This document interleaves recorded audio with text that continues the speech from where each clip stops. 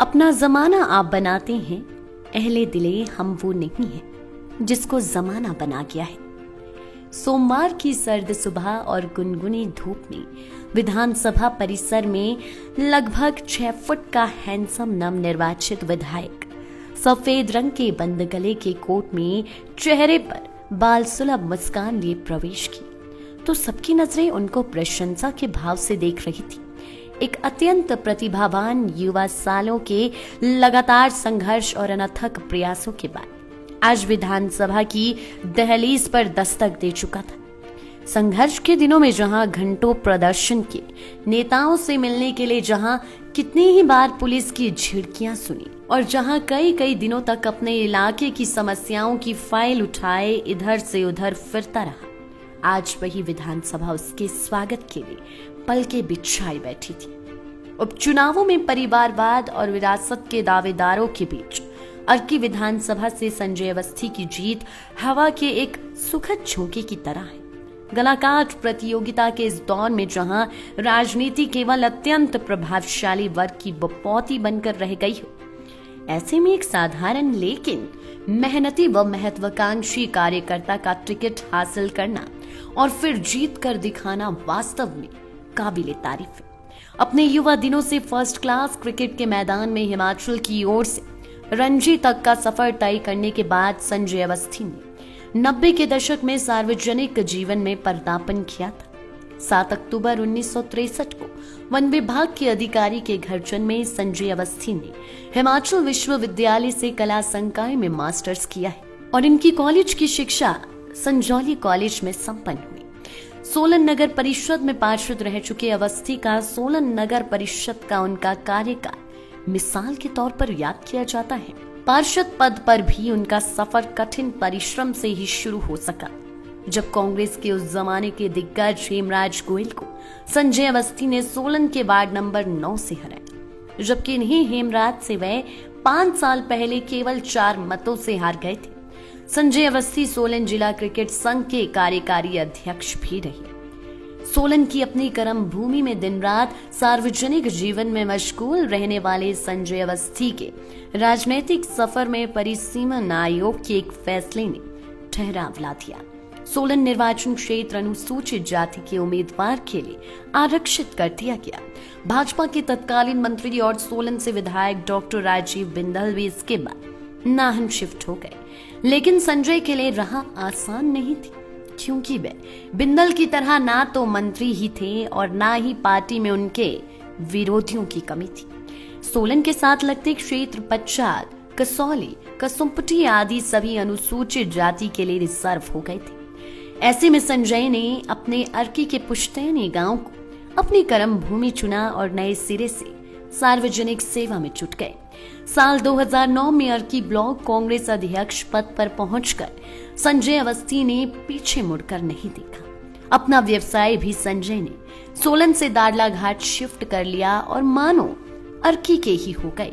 साल 2012 में कांग्रेस के दिग्गज नेताओं आनंद शर्मा और सुक्खू को अपनी उपयोगिता सिद्ध कर संजय अवस्थी कांग्रेस का टिकट हासिल करने में सफल हुए, लेकिन राजनीति की राह संजय के लिए कभी भी फूलों की राह नहीं रही।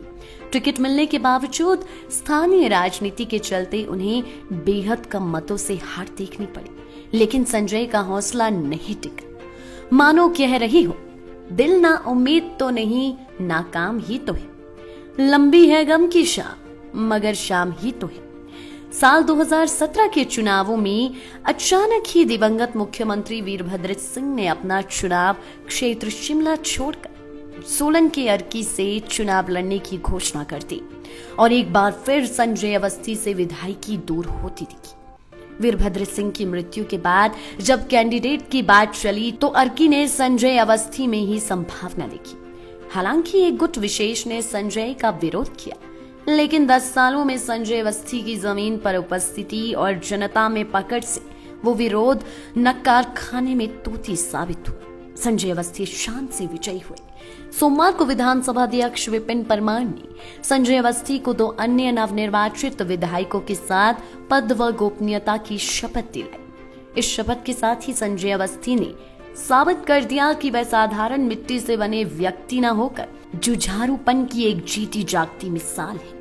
प्रदेश विधानसभा मृदुभाषी संजय अवस्थी जैसे प्रतिभाशाली और जोश से भरपूर विधायक की उपस्थिति से निश्चय ही जगमग रोशन होगी।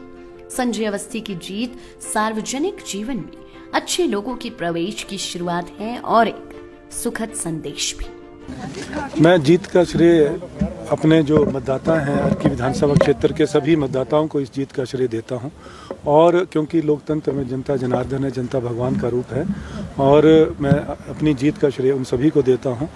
और साथ में जो मुद्दे रहे 4 वर्ष के कार्यकाल में, जो भारतीय जनता पार्टी की सरकार का जो कार्यकाल रहा, उसमें जो अनदेखी अर्की विधानसभा क्षेत्र की हुई, मुख्य मुद्दे जैसे महंगाई एक बहुत बड़ा मुद्दा था और बेरोजगारी बहुत बड़ा मुद्दा है, और इसके अलावा जो स्थानीय मुद्दे जो हैं वहाँ पर जो स्थानीय भारतीय जनता पार्टी के नेता और जो प्रत्याशी थे वो डिलीवर करने में नाकाम रहे और सत्ता सुख भोगने में ज़्यादा समय व्यतीत किया।